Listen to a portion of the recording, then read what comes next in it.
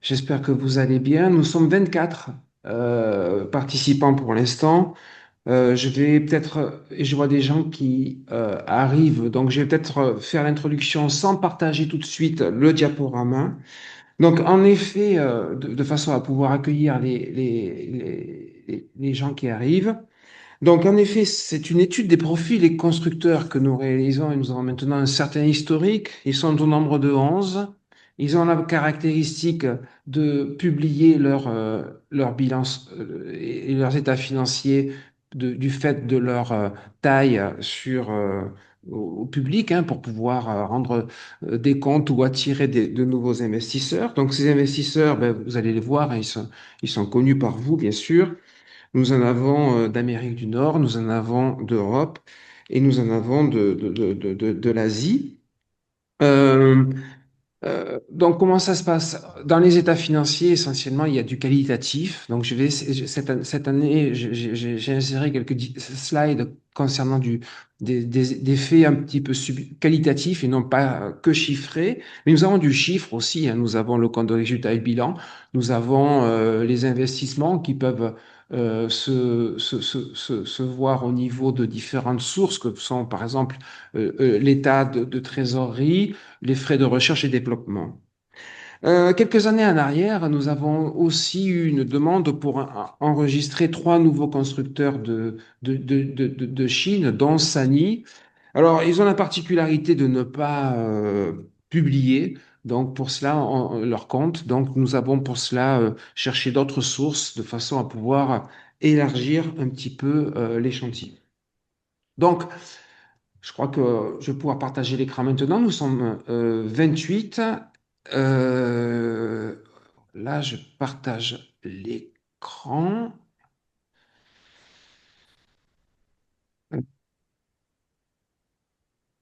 Voilà. Hervé, vous voyez mon écran ou pas? Non, pas pour l'instant. Ah, Alors, attends, il se passe quelque chose. Voilà. ok, parfait. Si tu peux effacer la barre de gauche où on voit les slides pour être en complet plein écran. Celle-ci, là, comme ça?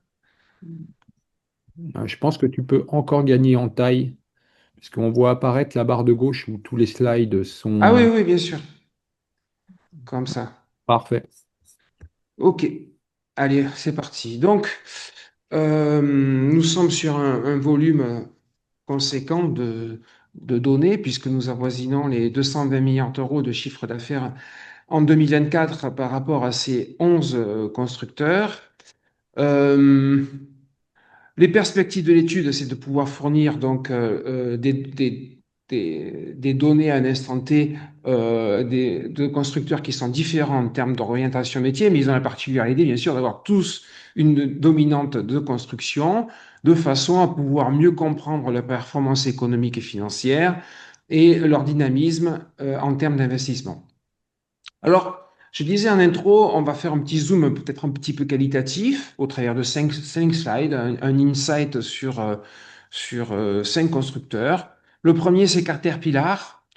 Donc, que s'est-il passé pour Caterpillar en 2024? Ben, ils augmentent leur chiffre d'affaires, toujours. Une position de leader accrue sur cet échantillon, un taux de rentabilité, qu'elle soit d'exploitation ou de rentabilité nette record. Et donc, très bonne année pour ce constructeur. Autre phénomène que j'ai lu, c'est le changement de Chief Executive Officer en 2024 en la personne de Joseph E. Creed et 100 ans d'histoire puisqu'ils ont été créés en 2025. Volvo, alors Volvo Group ne fait pas que des engins de construction, puisqu'en fait, 80% de leur activité, je crois, c'est du camion. Donc, attends, je vois qu'il y a peut-être un participant en attente. Je sais- Bon, que du camion, voilà, j'admets un participant. Que du camion. Donc, ils ont en 2024, eux, ils mettent en avant le lancement de 80 nouveaux produits, incluant une large gamme de machines électriques. Je note, puisqu'on verra, nous pouvons avoir leur activité à différents endroits du monde, une augmentation de la présence en Amérique du Nord et un certain repli d'activité en Asie pour Volvo. Komatsu, c'est également une augmentation du chiffre d'affaires et des taux de rentabilité records, ce qui le place maintenant en troisième position après Caterpillar et Volvo Group. Et puis, Komatsu, c'est aussi 100 ans d'ancienneté, eux, depuis 2021. Et on voit au niveau de l'historique qu'ils ont une stratégie de développement à différents endroits du globe, euh, au Chili, en Allemagne, en Australie. Et en 2024, ils ont la particularité d'avoir développé une innovation technologique dans les opérations de l'industrie minière. En tout cas, c'est ce qu'ils mettent en avant, un module d'écosystème pour cette activité. CNH, alors CNH Amérique du Nord, hein, en 2024, nous lisons ça, il ne qualifie plus aux règles de, euh, d'issue, c'est-à-dire des gens des entreprises qui issues sur le marché obligataire, sur le marché des actions à l'étranger. Ils deviennent domestiques en américain, ça signifie donc qu'ils deviennent sujettis aux règles américaines locales. En d'autres mots, ils ne sont plus internationaux sur le plan de leur euh, profit juridique institutionnel, mais ils viennent donc, ils redeviennent nord-américains. Bon, on pourra qualifier ça un petit peu mieux, mais gardons à l'esprit qu'ils ne sont juridiquement, en 2024, CNH devient soumis aux lois des États-Unis. Et on constate aussi une baisse de 20% du chiffre d'affaires. Et ils le disent en raison d'une baisse de la demande industrielle. Donc c'est un fait marquant. Ils deviennent troisième constructeur en termes de volume d'activité au profit de Kubota, hein, qui prend un petit peu les devants. Terex, alors ça c'est intéressant, Terex nord-américain aussi.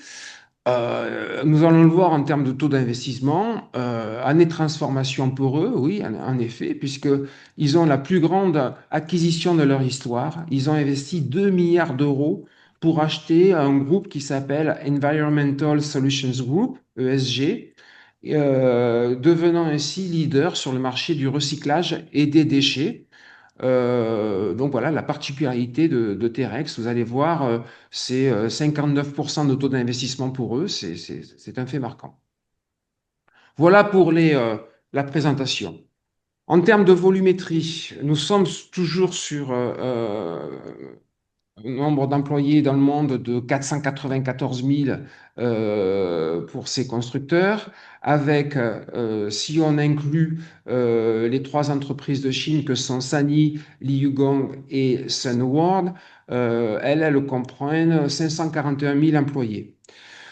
Sans surprise, Caterpillar est le plus volumineux de l'échantillon, avec 22,9% des effectifs.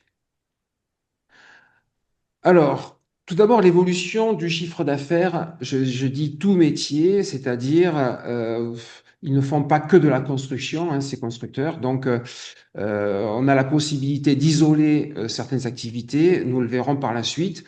Mais là, c'est l'évolution du chiffre d'affaires, tout métier. Eh bien, voyons que depuis 3 ans, nous constatons un chiffre d'affaires de près de 200 milliards d'euros. C'est un volume d'activité record, hein, sur les 10 dernières années que nous voyons ici. Donc là, on voit le repli de l'activité durant la période de la crise sanitaire.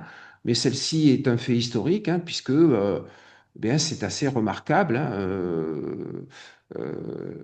plus de 200 milliards d'euros d'activité. Et même si nous avons un repli de 5,5% de chiffre d'affaires en 2024, si on prend les 3 années, nous pouvons tout à fait dire que ces 11 marques se portent tout à fait bien de ce point de vue.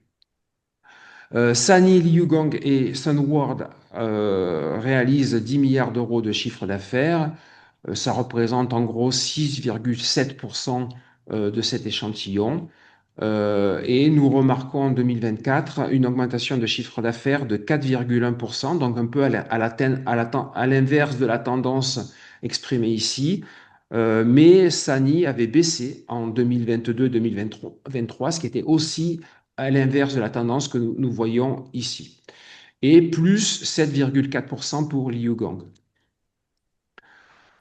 Ça, c'est la pondération du CA par constructeur, juste pour montrer qu'ils ne font pas tous donc, de la construction, mais vous aurez tous les détails dans une synthèse qui est donc à disponibilité de DLR, où tout ce que je présente est formulé avec un plus de détails et du texte. Alors maintenant, pondérons ce chiffre d'affaires par constructeur. Vous voyez ici Caterpillar, donc euh, ils font 60 milliards. Ben, la barre bleue représente l'activité constructeur. Volvo Group, évidemment, c'est pas leur activité principale, comme nous avons dit, puisqu'ils font des camions. Donc ça, c'est la part constructeur. Sinon, pour les autres, nous voyons que la part constructeur reste prépondérante. Sur 200 milliards, j'estime à 129 milliards la part constructeur, ce qui représente une proportion non négligeable de 62% du chiffre d'affaires. D'ailleurs, voilà maintenant la répartition du chiffre d'affaires par constructeur. Donc, Caterpillar premier de l'échantillon, 27% du chiffre d'affaires. Ensuite, nous avons Komatsu qui est là, 18%, Kubota 13% et CNH 20%. Alors CNH, on a vu hein, qu'ils revenaient plus, enfin ils ont toujours eu une activité assez marquée aux États-Unis, mais donc on a vu qu'ils revenaient plus dans le giron juridique américain, mais il n'empêche qu'ils représentent quand même un volume non négligeable de chiffre d'affaires de l'échantillon. Nous observons donc, des entreprises, et non, ça on va le voir dans l'activité selon les différentes régions du monde, nous observons des entreprises qui utilisent le dollar américain, CNH, Caterpillar, Terex. Celles-ci représentent 43% du chiffre d'affaires de l'échantillon, c'est significatif, mais ça représente deux points de moins de représentativité. Il ne faut pas prendre ça au pied de la lettre parce qu'il y a un possible impact de l'évolution des taux de change. Et les entreprises qui utilisent le yen, ça représente 40% du chiffre d'affaires de l'échantillon. Entrons maintenant dans le détail, si vous voulez bien, du CA constructeur selon les 5 régions du monde. Et nous voyons que la première région qui a le plus d'activité en la matière, donc d'activité de constructeur, c'est l'Amérique du Nord. Plus 7,5 points par rapport à 2021, puisque nous sommes maintenant à 37,4%. Donc, c'est un gain de représentativité de 25% en 4 ans en Amérique du Nord. Donc, gros développement de marché par rapport à l'activité constructeur. Et Caterpillar, il réalise une grosse partie puisque nous sommes à 37% d'activité en Amérique du Nord pour Caterpillar. CNH, qui représente 14%, on voit un recul. CNH était à 17% en 2023. Donc CNH recule un petit peu sur ce marché, sans surprise, hein, puisque nous avons vu en introduction qu'il faisait moins 20% de chiffre d'affaires en 2024. Et toujours Kubota qui prend des parts de marché. Ils étaient à 5,4 milliards en 2021, ils sont à 6,8 en 2024, donc c'est 14% de parts de marché. Alors, dans le détail hein, de la synthèse, on verra que d'autres entreprises y sont représentées, mais ce sont les grandes particularités. Autre zone géographique, c'est l'Europe, avec 23,7% du chiffre d'affaires qui est fait sur un volume d'activité relativement stable. L'Europe, enfin, la zone EMEA comprend les Balkans, l'Afrique et le Moyen-Orient, c'est pas que l'Europe. Et nous avons ici un chiffre d'affaires constructeur de plus de 30 milliards d'euros. Caterpillar y est également leader, mais non plus avec 37% du marché comme en Amérique du Nord, mais 19% du marché. Et on voit que CNH reste quand même représentatif avec 15% du marché. La particularité de la zone EMEA, c'est que nous avons une meilleure représentation des entreprises européennes, que ce soit pour Liber, 16%, Volvo Group, 16% et Manitou, 6%. En Amérique centrale, Amérique du Sud et Caraïbes, 10% du marché, un petit peu moins, 9,9%, soit 13 milliards d'euros. Et la particularité de ce marché, c'est que c'est un marché qui est réparti essentiellement entre trois constructeurs, Caterpillar, 30% de part de marché, 34% pardon, en 2024 de part de marché, CNH, ils sont là, 21%, Komatsu, 33%, et le développement de Volvo Group sur le marché en Amérique centrale, Amérique du Sud, qui représente 8% du marché. C'est une particularité. En Asie, qu'est-ce qui se passe en Asie? Un quart du marché des 11 constructeurs. On est à 32,4 milliards d'euros. C'est un marché qui est en recul et un marché qui est en recul depuis plusieurs années au profit de l'Amérique du Nord. Alors, c'est un recul en termes de représentativité par rapport à ce groupe. Ce qu'il faudra voir, c'est et ça doit être disponible dans la synthèse. C'est pas forcément en recul en termes de volume euh, de chiffre d'affaires, mais plus en termes de représentativité. Donc un transfert d'activité, si je puis dire, de cette zone géographique vers l'Amérique du Nord.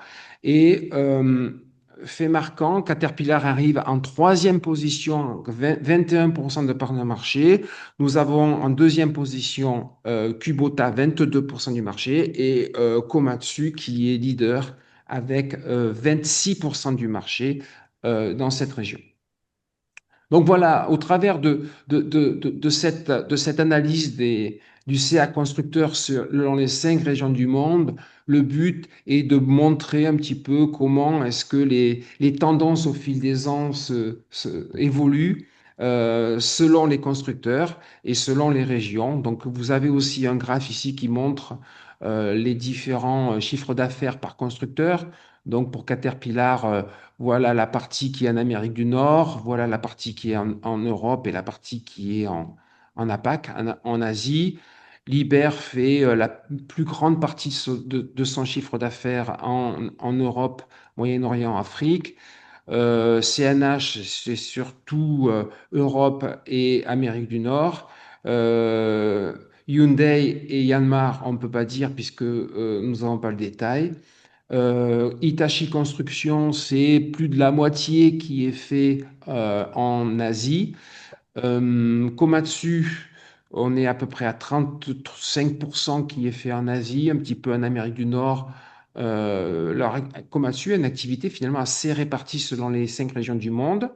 Manitou, qui fait la plus grande partie de son chiffre d'affaires en Europe, mais qui est également présent en Amérique du Nord et en Asie. Terex, c'est surtout en Amérique du Nord et un petit peu moins dans les autres parties du monde. Volvo Group en Europe et puis en Amérique du Nord. Et enfin, Kubota qui est présent à la fois de façon significative en Asie, mais aussi en Amérique du Nord. Voilà pour leur activité. Alors maintenant, qu'est-ce qui reste de cette activité en termes de rentabilité d'exploitation? Ouais, bonjour. Ouais, je peux toujours pas écouter là. Je suis sur une vidéo et je peux pas. Je ne t'arrive. Vous pouvez, Tu peux te connecter. Tu peux essayer de voir parce que vous je pouvez arrive pas. couper votre micro, s'il vous plaît? Euh, Regardez. attends, je vais essayer de couper le micro de monsieur. Euh, couper le son. Voilà. Euh, la rentabilité d'exploitation. Nous sommes sur une rentabilité d'exploitation euh, exceptionnelle. Attends, j'essaie de déplacer. Voilà. Exceptionnelle. C'est pas la première fois, c'est la deuxième année consécutive. Donc non seulement il y a une activité qui est au-delà des 200 milliards d'euros depuis 3 ans, mais nous sommes sur une rentabilité d'exploitation exceptionnelle puisque 14% de ratio de résultat d'exploitation sur chiffre d'affaires. Le résultat d'exploitation, c'est le operating income, c'est-à-dire donc le chiffre d'affaires moins les charges d'exploitation en fait, les charges courantes. Vous voyez, nous sommes à peu près à 30 milliards d'euros pour ces 11 constructeurs. Le gap depuis 2022 à 2023, il est très marquant, hein. Vous voyez, là, c'est l'historique. Qu'est-ce qui se passe depuis 2 ans? C'est une rentabilité exceptionnelle. 14% de risque d'exploitation, c'est le meilleur ratio depuis 2024, même si en volume, il y a un léger repli qui est dû à la baisse du chiffre d'affaires en 2024. Mais voilà, donc très très bon résultat. Sans surprise, ça se revoit au niveau de la rentabilité nette, hein, puisque nous sommes sur un niveau de rentabilité nette record, 10,2% de chiffre d'affaires. Voilà. Donc plus de 22 milliards d'euros. On peut dire que de ce point de vue, nos 11 constructeurs, en tout cas leur volume de rentabilité est exceptionnel. Alors, elles profitent plutôt aux grandes entreprises, mais ça reste tout à fait remarquable, hein. Même constatation que pour la slide précédente, voici les niveaux de rentabilité précédents et voici là où nous sommes en 2023 et 2024. Si nous incluons les 3 constructeurs de Chine, dont Sany, le résultat passe à 22 milliards d'euros. Donc, nous sommes 22,2, donc 1 milliard de plus. Euh, Après, Sany, Liugang et Sunward, c'est pas forcément des résultats, des informations qui peuvent être vérifiées du fait de la non-publication, mais je dirais que c'est un apport en rentabilité nette qui me paraît relatif, au sens de peu moins important, hein, par rapport à ce qui est présent ici. Autre élément, c'est le taux d'investissement. Nous avons depuis 2014 jusqu'en 2021, donc ici, sur cette partie-là, un taux moyen de 4,3%. Ça veut dire que les entreprises investissent 4,3% de leur actif de bilan de l'année précédente. Vous avez un actif de bilan, donc là nous sommes sur 2023. Eh bien, sur la base de la valeur de 2023, les entreprises ont investi 5,8% en 2024, que ce soit en investissement cash flow ou en frais de recherche et développement. Et depuis 3 ans, euh, on voit plus d'investissements, hein, puisque par rapport à 4,3, ben, c'est 1,5 point de plus en 2024. Nous avons des taux qui sont supérieurs à 5%, donc un certain volontarisme de ce point de vue, même si il peut paraître modeste par rapport à la croissance de l'activité et de la rentabilité sur les entreprises de DLR, que ce soit en location, distribution, manutention, nous sommes sur des volumes d'investissement qui sont nettement supérieurs selon la même formule de calcul d'ailleurs. En 2024, pardon, c'est 17 milliards d'euros d'investissement. Alors la particularité que j'ai dit en intro, effectivement, c'est qu'il y a 2 milliards qui est dû à l'acquisition de SG par Terex. Donc en fait, l'augmentation de 5,8 devrait être modérée de cet événement exceptionnel si on voudrait entrer un peu plus dans l'analyse. Qu'est-ce que ça donne maintenant tout cela si on isole par constructeur? Eh bien, en 2024, ici nous avons donc 3 barres, l'augmentation, le chiffre d'affaires 2022, 2023 et 2024. On voit l'évolution de 2023 par rapport en 2022, où quasiment toutes les entreprises avaient vu une augmentation de leur chiffre d'affaires. Eh bien, c'est l'inverse cette année. Toutes les entreprises voient leur chiffre d'affaires légèrement diminuer, à l'exception de Liber, qui, donc, elle augmente. Donc, inflexion de 5,5% de chiffre d'affaires dans la globalité, mais ça reste donc tout à fait exceptionnel comme volume quand on le prend dans son ensemble. En termes de rentabilité nette, c'est une autre affaire. C'est une nouvelle rentabilité nette exceptionnelle, avec un taux de plus de 16% pour Caterpillar. Donc, là, on est à 10,5 en 2022, on approche les 15 en 2000, on dépasse les 15 en 2023 et nous sommes à 16,5% de rentabilité. C'est exceptionnel. Alors, que dire? Il faudrait creuser davantage hein, pour Caterpillar, aller voir s'il n'y a pas des événements exceptionnels un petit peu là-dedans. Sinon, si on s'en tient à une rentabilité telle qu'elle est exprimée, ça reste tout à fait spectaculaire, hein, puisque c'est le seul à arriver à ce niveau de rentabilité-là. Et les quatre acteurs les plus volumineux, que sont Caterpillar, c'est ce que je disais tout à l'heure, Komatsu, Volvo Group et Kubota, qui est là, ben, ils enregistrent des taux de rentabilité nette encore plus élevés en 2024. Donc Komatsu est ici, Volvo Group est là et Kubota est là. Donc, ces quatre acteurs tirent la rentabilité nette vers le haut, puisque d'autres ont des fortunes plus diverses.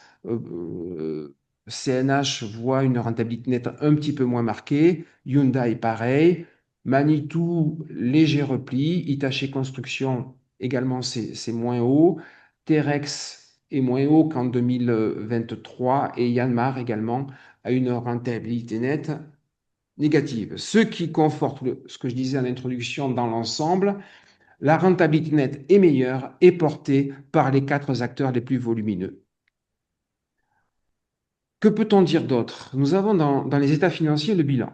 Alors, le bilan, ça nous permet de voir quelle est la partie des fonds propres sur le total des bilans et notamment de pouvoir voir quel endettement ils ont sur le total du bilan. Alors, nous avons constaté au fil des années les mêmes recommandations, conclusions que nous voyons ici, avec les deux grosses entreprises nord-américaines que sont Caterpillar et CNH, qui ont des taux de fonds propres faibles. Alors, encore que Caterpillar repasse à la barre des 20% de fonds propres depuis 2 ans. Mais CNH a des taux de fonds propres de 18%, et puis d'autres beaucoup plus confortables comme Liber qui ont près de la moitié de fonds propres sur le bilan, Komatsu 58% et Kubota 45%, Hitachi Construction 48%, 43%. Donc vous savez hein, quelle est la particularité d'une entreprise avec des fonds propres importants, c'est en cas de problème structurel, d'activité sur une année, les fonds propres jouent un rôle d'assise structurelle solide, un peu comme un amortisseur, ce qui leur permet de pouvoir normalement être plus durable, si je puis dire. Et donc, l'inverse du décor, c'est l'endettement. Et sans surprise, donc on voit que Caterpillar reste un groupe fortement endetté, hein, à hauteur de 78% du bilan. CNH, c'est encore plus. Volvo Group est ici à 72%. Donc, c'est quand même une particularité, si vous voulez, c'est que vous avez sur ces 11 constructeurs une partie d'entre elles qui est fortement endettée, donc ce qui pourrait devenir problématique structurellement si il y avait eu un élément conjoncturel marquant qui permettrait de soit une comment dire, des demandes plus importantes de la part de l'actionnariat, hein, soit une année économique ou une suite d'années économiques plus difficiles, eh bien, ceux qui s'en sortiraient le mieux sont les entreprises qui ont ces niveaux de fonds propres, en tout cas du point de vue de la finance d'entreprise. On pourrait même considérer que ces entreprises-là, à l'inverse, qui ont des niveaux de fonds importants, pourraient adopter une politique d'investissement peut-être plus volontariste. Le taux d'investissement, justement,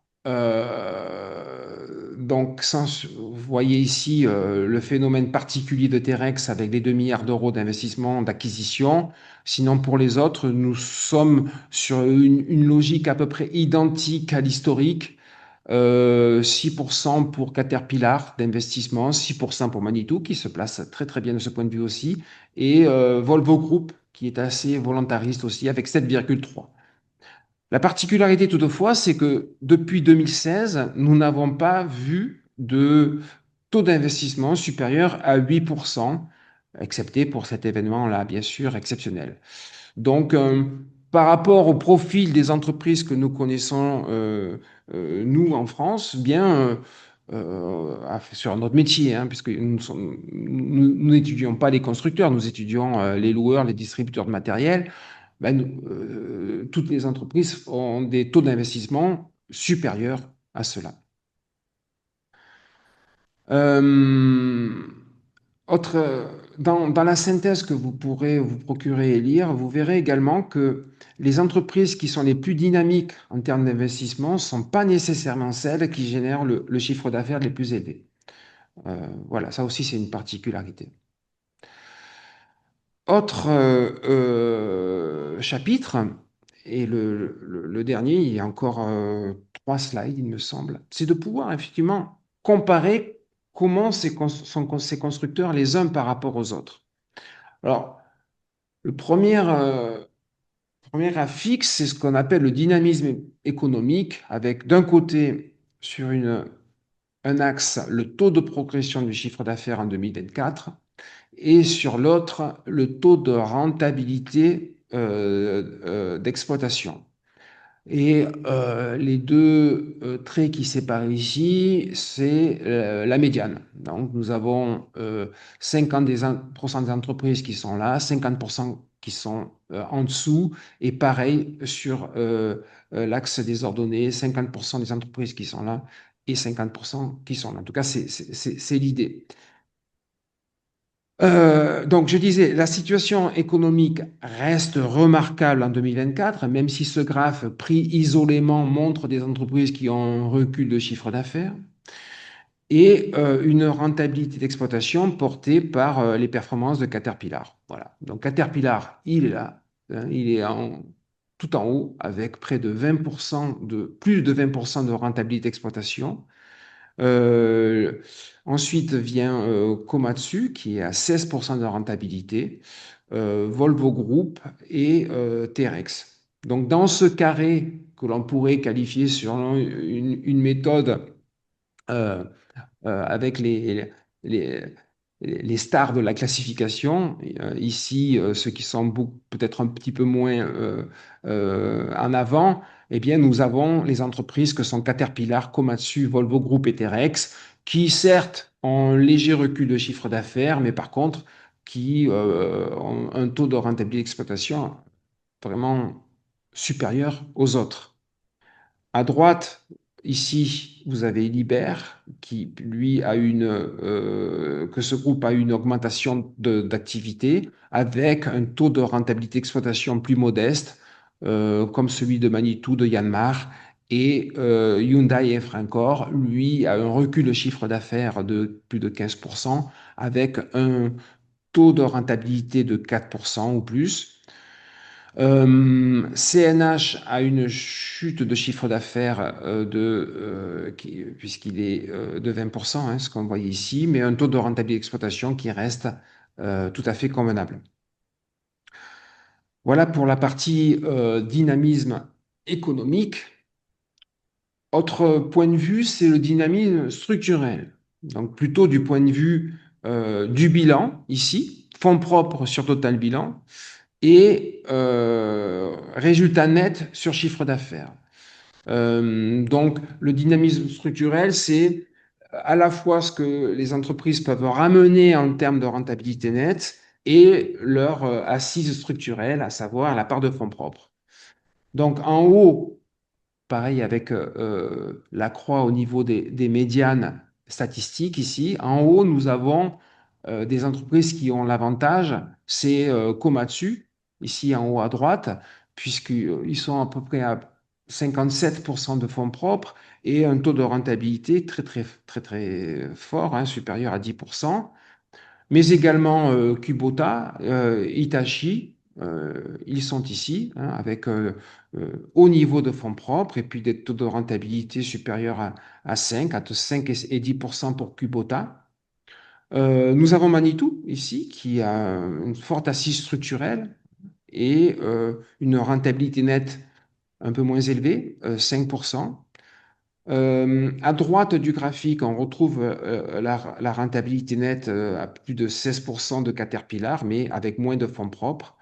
Volvo, ici, 10% de renta nette. CNH, et puis donc les moins favorisés de cette perspective sont Yanmar, qui ont un niveau de fonds propres finalement assez correct, mais qui ne font peu ou pas de rentabilité en 2024, et Hyundai Infracore qui est entre 0 et 5% de rentabilité nette. Voilà pour le dynamisme structurel. Passons maintenant à la l'avant-dernière slide. C'est ce qu'on appelle, ce qu'on a nommé la préparation de l'avenir, considérant que ceux qui préparent le mieux l'avenir ont en ordonnée des fonds propres et sur un autre axe, le taux d'investissement. Eh bien, l'entreprise qui investit le plus, enfin parmi les plus, c'est supérieur à 6%, c'est Manitou. Et Manitou a des fonds propres. Beaucoup de fonds, enfin, par rapport aux autres, a beaucoup de fonds propres. Eh bien, elle se retrouve donc leader de cette classification. En bas à droite, nous avons des entreprises qui investissent beaucoup. Avec Terex ici, bon, 59%, je l'ai mis, je l'ai rajouté le chiffre parce que l'axe ne permet pas de le faire. Et vous avez Volvo à 7% et Caterpillar à 6%. Donc des entreprises qui ont, voilà, ce sont les entreprises qui investissent le plus là, hein, par rapport à la moyenne. Et, mais elles ont moins de fonds propres. Ensuite, dans ce carré-là, nous avons des entreprises qui ont beaucoup de fonds propres et qui pourraient théoriquement investir davantage. C'est Komatsu, Liber, Kubota, Hyundai et Hitachi qui sont entre 3 et 4% d'investissement. Et puis, pour terminer, ici, Yanmar et CNH qui investissent entre 4 et 5%. Et par exemple, pour CNH, peu d'investissement finalement, et puis un taux de fonds propres que nous avons vu en dessous de 20% par rapport au bilan. Voilà pour cette présentation. Alors, petit rappel pour conclure, quels sont les faits marquants? Un CA record de 2022 à 2024, supérieur à 200 milliards d'euros. Nette progression en 5 ans de l'activité en Amérique du Nord, au détriment, entre guillemets, de l'activité en Asie. Nous sommes sur des pourcentages. Je pourrais préciser cette information en disant si c'est en volume, si ça se confirme, volume d'activité, je veux dire, en chiffre d'affaires. 14% de ratio de résultat d'exploitation sur chiffre d'affaires, soit le meilleur ratio depuis 2014. Comme en 2023, exceptionnel ratio de rentabilité nette, 10%, plus de 10% du chiffre d'affaires. Un taux d'investissement qui est plus volontariste depuis 2022, supérieur à 5%, mais qui reste finalement peut-être un petit peu modeste par rapport au volume d'activité que nous voyons et au niveau de rentabilité. Et enfin, un endettement toujours élevé chez des acteurs importants en termes de volume de chiffre d'affaires que sont Caterpillar, Volvo Group et CNH. Voilà pour cette présentation. Bien, ça fait 45 minutes, pas tout à fait, ce qui laisse la place si vous avez des questions-réponses. des questions auxquelles j'essaierai d'apporter des éléments de réponse. Là, je précise encore une fois que l'ensemble de de ce que je viens de présenter est écrit dans une synthèse où vous pourrez trouver davantage de détails. Merci Laurent, bravo, très intéressant. Je vois qu'il y a une main qui se lève. Adrien,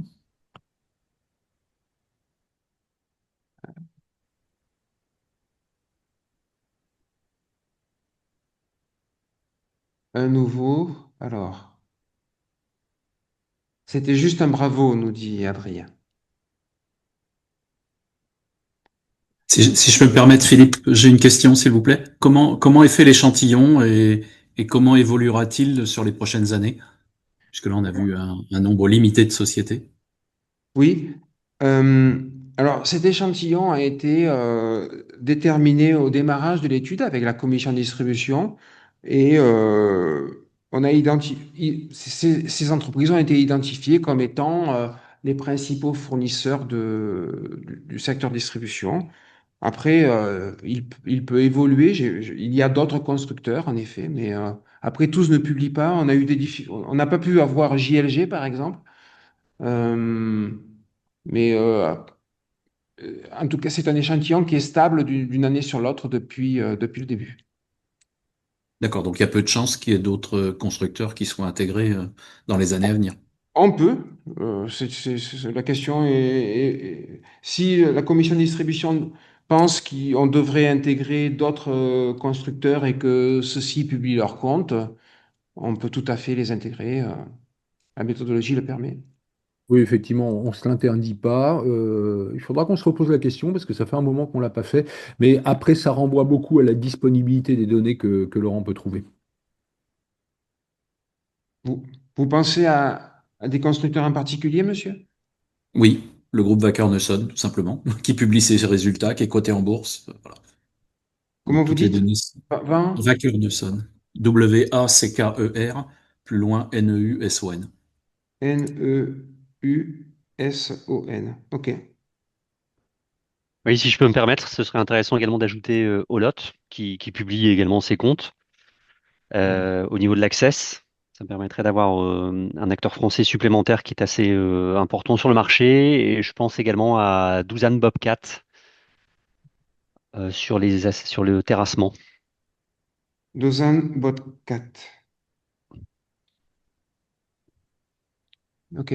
Donc, Vekernessen, Olot, Dozan Bobcat. OK. Ben, Hervé, ce que nous pourrons faire, effectivement, si tu le souhaites, je peux aller voir leurs états financiers, essayer de sonder comment est-ce qu'on peut les intégrer au niveau de la méthode. C'est tout à fait possible. Ah oui, tout à fait ouvert à cette approche, oui, bien sûr. Merci pour les suggestions, messieurs. Y a-t-il d'autres questions, d'autres commentaires? Si ce n'est pas le cas, on peut peut-être se souhaiter une bonne fin de matinée, se dire à bientôt, et puis on diffusera cette vidéo, on va la retravailler, on va découper un ou deux petits passages, et puis on enverra ça et on mettra ça en ligne sur la Web TV DLR très bientôt. OK? Merci, très intéressant. Bravo. Bah, Oui, merci. merci, très intéressant. Merci à Merci, tous monsieur. d'avoir participé. On se dit à tous à bientôt d'une façon ou d'une autre, hein. On se recroisera sur je ne sais quels événements, mais ce sera toujours un plaisir. Merci d'avoir été là. N'hésitez pas à nous solliciter si vous avez d'autres questions qui vous arriveraient après qu'on se soit quitté. On essaiera d'y répondre. Bonne journée à tous. Bonne Bon, journée. Au Bonne revoir. journée. merci. Au revoir. Au revoir.